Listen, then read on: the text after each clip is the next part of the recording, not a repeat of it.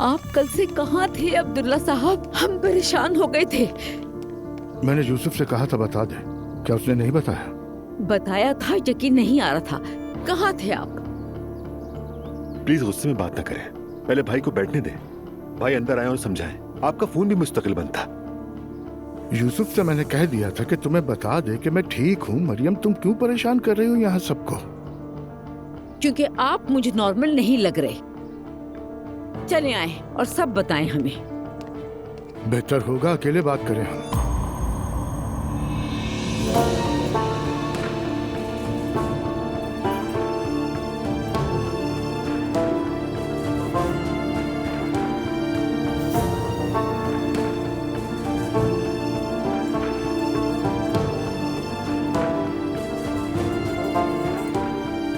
ऐसी क्या बात करनी है? मैं अकेले बात करना चाहता हूँ। अकेले में आपको क्या बात करनी है अब्दुल्ला साहब? रात भर घर नहीं आए आप, सब आपके लिए पूरी रात जागते रहे। आप कहते हैं अकेले में बात करनी है। कौन सी बात करनी है? मुझे नहीं सुननी। फिर जब बात करेंगे जब तुम पुरसुकून हो जाओगी। अल्लाह अल्लाह, आपको क्या बात करनी है? सबके सामने कहें ताकि बच्चे भी सुने।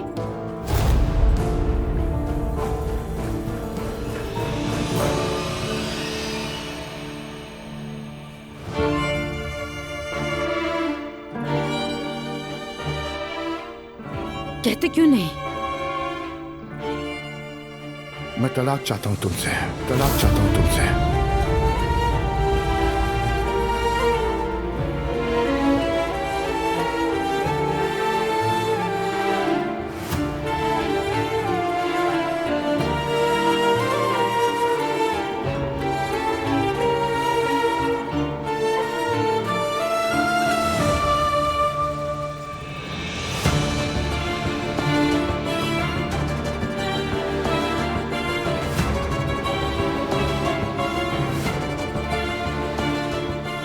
क्या कहा आपने? मजीद साथ नहीं रह सकते हम।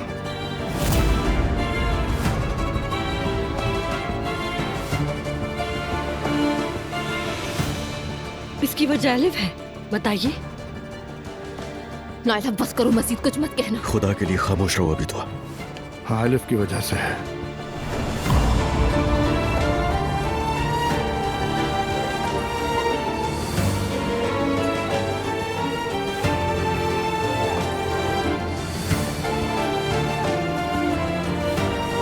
मैं अलिफ से मोहब्बत करता हूँ।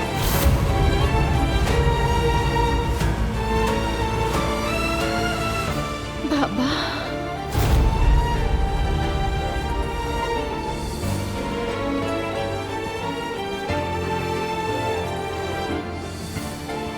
भाई, बाबा, बाबा क्या कह रही है?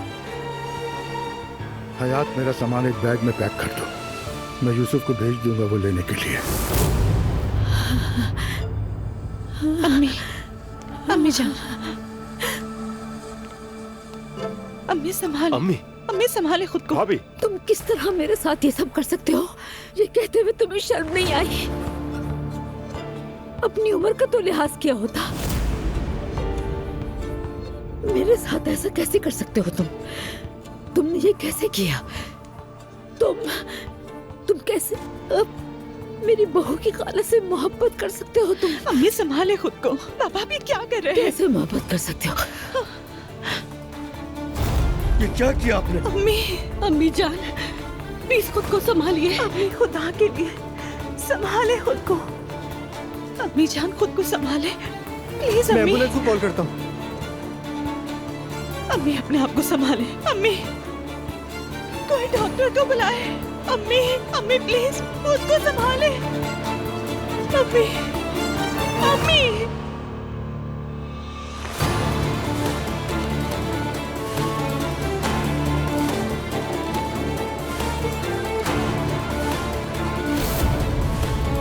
एम्बुलेंस मंगवाओ।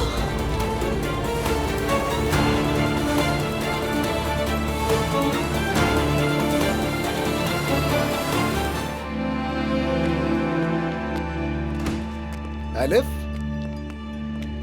कहाँ थी तुम? क्या तुमने घर पे कॉल की?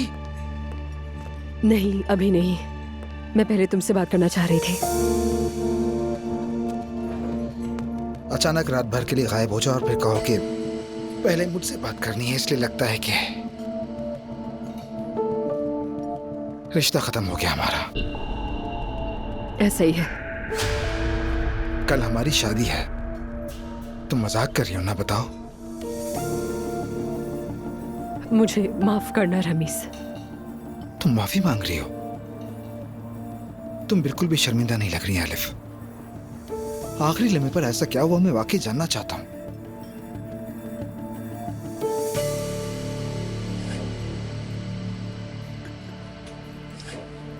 मैं किसी और से मोहब्बत करती हूँ।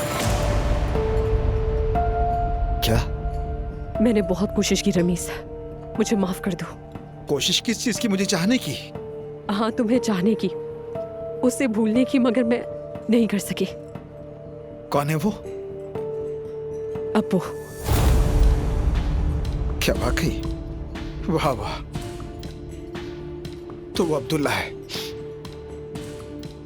मैं वाकई बहुत शर्मिंदा हूँ। तो तुमने मुझे इस्तेमाल किया बुरी तरह। अगर तुम मुझसे मोहब्बत करती थी तो फिर मुझे इस खेल में क्यों घसीटा? मुझे ऐसा लगा था कि बात यहाँ तक नहीं पहुंचेगी, पर ऐसा नहीं हुआ। कुछ मत बोलो आलिफ, जितना बोलती हूँ मामला बिगड़ता है। मैं ये नहीं समझ पा रहा कि तुम्हें उस आदमी में क्या नजर आया, लेकिन मैं तुम्हें जानता हूं। वो शादीशुदा है और नामुमकिन है, तो जाहिर है तुम्हें वही अच्छा लगा। तुम इस किस्म की औरत हो जो ऐसी सूरत हाल एंजॉय करती है जहां खुशी हो और सुकून हो। वो तुम्हें एक वक्त के बाद खटकने लगता है। तुम्हें हमेशा हंगामा चाहिए। ऐसा नहीं है रमीज, बिल्कुल नहीं है। मुझे मोहब्बत हो गई है। तुम्हारी बातों से घिन आ रही है। कल रात उसी के साथ थी ना? बिल्कुल। हमने बहुत देर तक बात की और फैसला किया कि सबको इसका बता दे। आलिफ, वो आदमी शादीशुदा है और तुम्हारी भी शादी होने वाली है। मैं शादी नहीं कर रही हूँ और वो भी तलाक ले रहा है। वाह, तुमने वही किया जो हमेशा से करती आ रही हो। मैंने ऐसा क्या कर दिया, तुम ही बताओ। वो खुद मेरे पास आया और तलाक की बात की उसने। मैंने उसको इंसिस्ट नहीं किया और ना मैं ऐसा करना चाहती थी। वो भी अब घर गया है इस बारे में बात करने, और मैं तुमसे बात करना चाहती थी। ये तो मजाक लग रहा है। किस शख्स के लिए मुझे छोड़ रही हो? तो ये सब कैसे हुआ? यानी माफ करना, मुझे तजस्सुस है वो लम्हा कब आया जब तुमने फैसला किया और ये कहा कि अब इन बेवकूफों को बता देते हैं कैसे हुआ ये सब।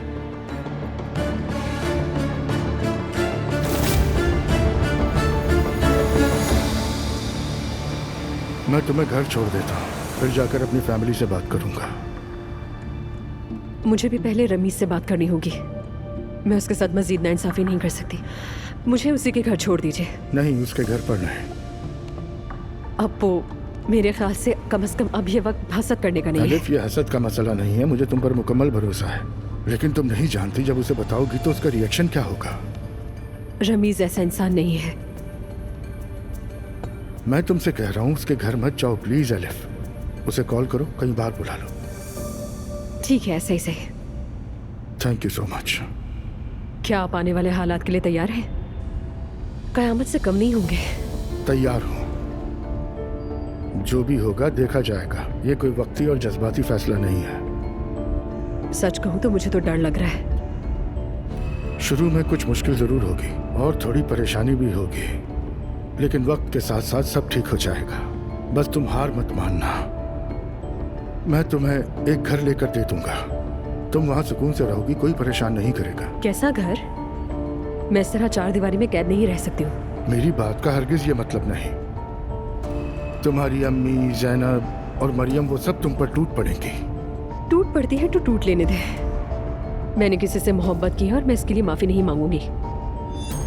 जो भी होगा मैं सामना कर लूंगी और खुद को डिफेंड भी कर लूंगी। क्या तुम्हें यकीन है खुद पर? हाँ, बिल्कुल है। तो फिर मैं अपने होटल्स में से किसी एक में ठहर जाऊंगा।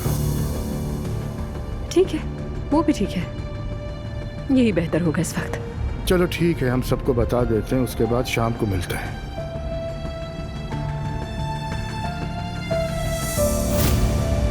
हमने बहुत तफसील से बात की और सच्चाई बताने का फैसला किया। और तुमने उनके बारे में बिल्कुल नहीं सोचा जिन्हें तुमने पीछे छोड़ दिया। रमीज, मुझे इश्क हो गया है, इश्क हो गया है हम दोनों को। इश्क? कैसा इश्क? वो आदमी तुमसे बहुत बड़ा है। अपनी उम्र के आखिरी हिस्से में वो मजे लूटना चाहता है और तुम्हें हंगामा खेज औरत बनना पसंद है। इसे इश्क नहीं कहते। तुम तो मुझसे भी मोहब्बत करती थी अलिफ, क्या हुआ उसका? तुम बिल्कुल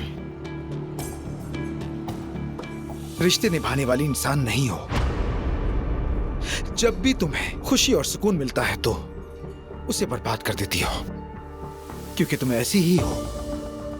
देखो, मैं समझती हूँ तुम नाराज हो और हक पर हो। तुमने अपनी खुशी के लिए मेरी जिंदगी बर्बाद कर दी।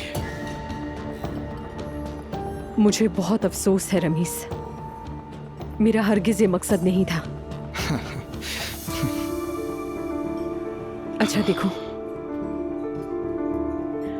मैं ये नहीं कहती कि तुम मुझे समझो, लेकिन मेरी माफी कबूल कर लो प्लीज प्लीज। तुम इसके काबिल नहीं हो।